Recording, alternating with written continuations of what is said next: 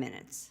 Thank you, Madam Chairman. The Securities and Exchange Commission may be the agency that most directly threatens the livelihoods of West Virginians today. I never imagined I would say that because American presidents are not supposed to so brazenly weaponize the SEC to push through radical climate change policies that they're unable to pass through Congress. When the Obama-Biden war on fossil fuels was first launched in 2009, coal mining gainfully employed nearly 28,000 West Virginians. Today that number has shrunk to 14,000, a 50% decrease. And the SEC has proposed a crippling climate disclosure rule to mandate all sorts of detailed emissions data for public companies and many non-public companies. The SEC already requires the disclosure of material information to its investors, so let's not kid ourselves and say it's about materiality.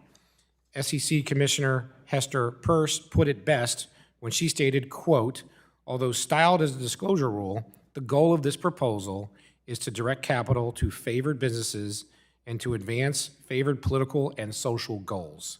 In other words, it's about naming and shaming fossil fuel companies. Some estimates suggest this disclosure rule could cost companies over $100 million to comply. So, Chair Gensler, the SEC Inspector General issued a scathing report saying you were rushing through rules without adequately considering the costs.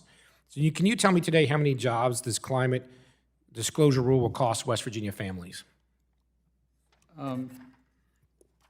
Again, sir, we're not a climate regulator and we're merit neutral. This is about companies are already making disclosures and trying to bring some consistency to that disclosure. That's what it's about. It is, with all respect, not about something further than that. In terms of the economics, it's really about ensuring that investors get the benefit of those disclosures. And if they want to go long West Virginia coal, they have the right information long means to purchase companies that public companies, and it's only about public companies.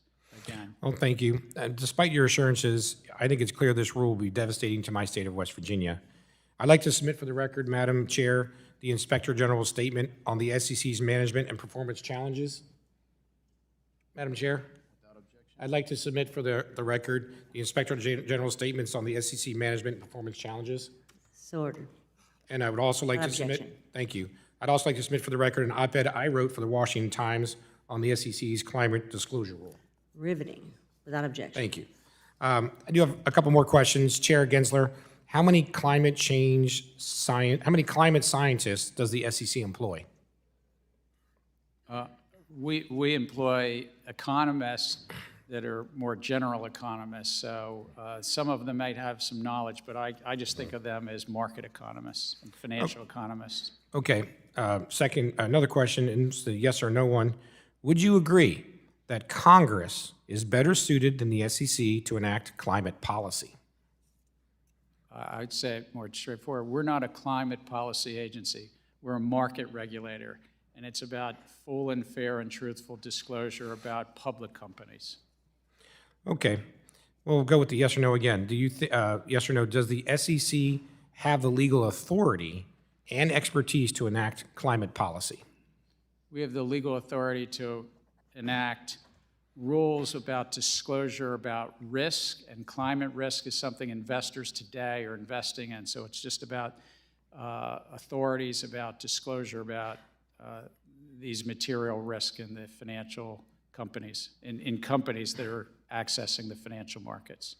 Okay, but it sounds like you'd agree the SEC doesn't have the legal authority to enact climate policy then. We're not a climate policy agency. We're a market regulator and a disclosure-based regulator for public companies. Well, I ask because this rule is designed to choke off capital from politically disfavored sources of energy. Let me be clear in my last 30 seconds. The SEC has no business enacting climate policy, which is exactly what you're doing. No matter what changes are made to this proposed rule, it's rotten to the core and should be rescinded entirely. The SEC and the Biden administration must end its war on fossil fuels and return to focusing on the needs of investors, not activists. Thank you, Madam Chair. I yield back.